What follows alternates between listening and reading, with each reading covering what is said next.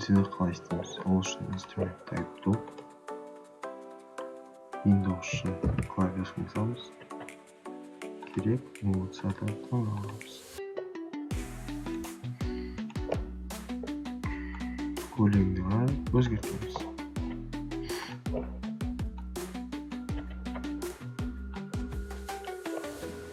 Сосын кейін мына жерде Windows Essential Graphics.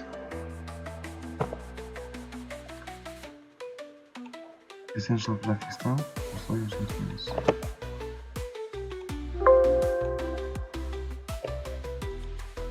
Так.